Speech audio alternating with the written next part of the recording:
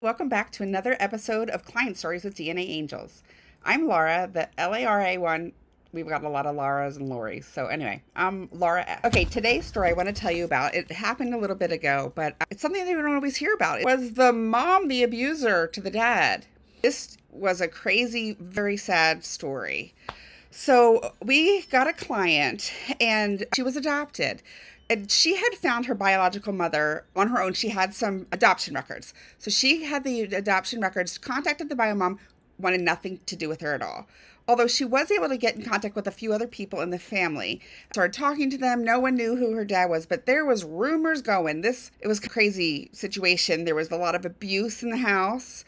The mother was abused. There's allegations that the mother abused boys. There's lots of different things happening in this situation. The mom really wanted nothing to do with her, which was kind of sad with her being the client. So she came to us as a client and she had her ancestry results. I was actually away for the weekend. So the way we do things is we have research assistants that start the cases for us, help with sorting the DNA, that kind of thing. So Gigi was my assistant. Love Gigi. And she calls me on vacation. She's like, you need to come help me right now. You need to go do this. So we started looking at all of the DNA matches and everything was mixed up between the mom side, the dad side. We couldn't get anything clear, any clear idea at all with that. So what happens in those kind of situations is we go to GEDmatch and they have a tool called Are Your Parents Related? You can insert the information there and heartbreakingly for the client, it showed that her parents were closely related. So unfortunately, these kind of situations happen, and we do have a team here at DNAngels that specializes in this. So G and I immediately contacted the team and worked with them to see exactly how to talk. It's such a sensitive situation. You're going to edit this out, right? Sorry about that. My Roomba just went off. So anyway, these situations are extremely difficult, extremely sensitive. And so our team are very experienced with dealing with the information, contacting people, that type of thing. So we went through all of the DNA matches and we figured out where we thought there would be a connection. Of course, it's very tricky and there's a lot that goes into it. We found out where we thought there would be a connection, and we have been speaking with the client this whole time, every hour, basically. It was a very traumatic situation. And she ended up contacting a bunch of people to do target testing. Target testing, I'm sure you've heard us before. That's when you can't tell if it's the data is these two brothers or something like that. Then you want to pick someone who is in the line that you're looking for and have them DNA test. We have all kinds of scripts and things to help you do that. And we have actually a whole paid service that does help you contacting people if you're not comfortable with that.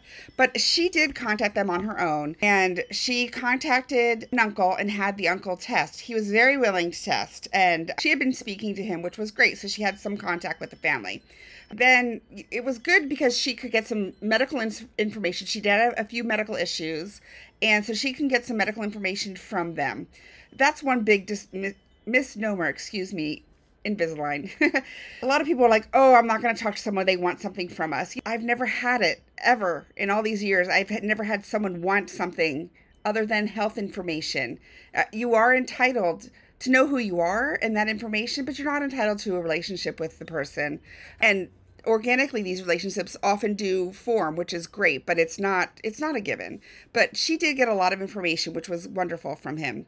His ancestry DNA test came back, and he was her father. It was just heartbreaking, and that he willingly did the test.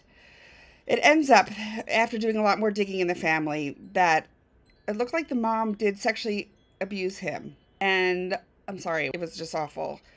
And he was young. He was very, very young. And she got pregnant with him. So poor client has to live with this. So anyway, currently our client is really still, after a year, really struggling with this whole situation. She has been speaking to several members of her family, which has been great, but not really her mother. Mother will talk, but doesn't really talk about anything. It's a sad situation. And just to point out that you can't ever judge the circumstances of a conception. We never know what happens. And a lot of clients will be like, oh, there's no way my mom was with someone 20 years older. Well, you don't know the situation. This is just a case of you don't know the situation. This is just a horrific incident, but the only way to start healing is to know the truth, to know your truth, and you own that truth and do with it what you want. So that's the end of this case today, and we'll have some more for you tomorrow.